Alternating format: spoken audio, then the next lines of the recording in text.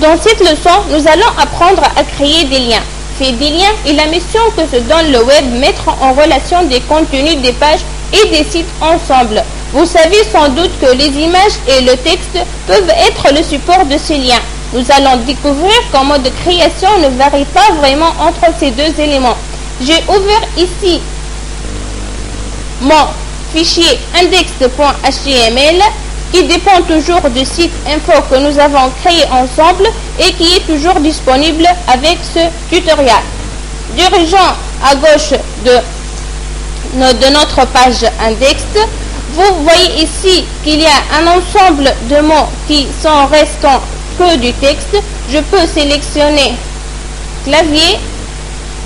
Vous voyez ici dans la palette de propriétés, j'ai également une possibilité de lui attribuer un lien. Je peux procéder de deux façons différentes, soit directement taper avec mon clavier le chemin relatif qui va mener à cette page, mais c'est une méthode que je veux déconseiller, parce que le moindre faute typographique, le lien ne sera plus actif et il sera rompu. Vous pouvez donc utiliser deux méthodes, soit cliquer sur le fichier direct et vous avez ici clavier, soit une autre possibilité qui est également envisageable de vous servir sur ce lien de ciblage. Et vous voyez ici sous forme de lien. Je peux maintenant prévisualiser ma page. Je dois l'enregistrer. Vous voyez ici, si je clique sur clavier, j'ai accès à la page clavier. Je ferme mon explorateur. Ce que nous avons fait avec un lien texte, nous ne pouvons pas faire avec une image. Je sélectionne mon image d'abord et vous voyez ici dans la palette de propriétés la possibilité de taper directement mon lien, soit de le choisir via l'icône de recherche de fichier. Veuillez à ne pas confondre le champ de source ici sur lequel vous allez rentrer et le lien de votre image. Nous avons pratiqué jusqu'alors la création des liens relatifs, c'est-à-dire qu'il a été relatif à notre site. Si je reviens par exemple à mon clavier, vous voyez ici que clavier se situe au même niveau que la page index.html. Je peux également créer des liens dits absolus, c'est-à-dire qu'ils sont pointés vers un lieu extérieur à mon site et qui vont prendre une adresse non pas relative à mon site, mais qu'on pourra utiliser dans n'importe quel contexte. Pour ceci, je peux ajouter par exemple Adobe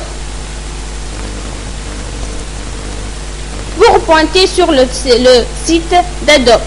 Je sélectionne le mot et je vais taper l'adresse http://www.adobe.com.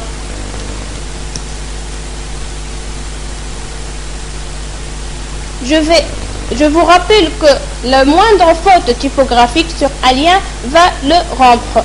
La dernière forme que nous allons intégrer est un lien qui mène directement à un envoi de mail. Il est facile d'intégrer ce genre de lien dans Dreamweaver.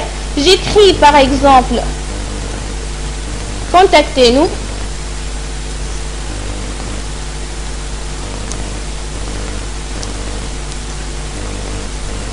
Voici, je sélectionne mon texte et à partir du panneau d'insertion, je clique sur la deuxième icône. Le lien de messagerie est envoyé. Ici, une possibilité d'intégrer un texte, c'est-à-dire une phrase qui sera directement inclus dans le corps de votre email. Je tape l'adresse électronique, contact, dream@info.com. J'appuie sur OK et vous voyez ici que ici on a la fonction Mail To a été intégrée grâce à cela. Je pointe ici sur mon aperçu. Je dois le sauvegarder. Donc, vous voyez ici que Adobe pointe directement sur le fichier Adobe et que Contactez-nous pointe automatiquement sur une adresse email. Voici, je ferme mon explorateur. Voici donc comment créer des liens internes, des liens externes, des liens dits absolus ou relatifs au sein de Dreamweaver.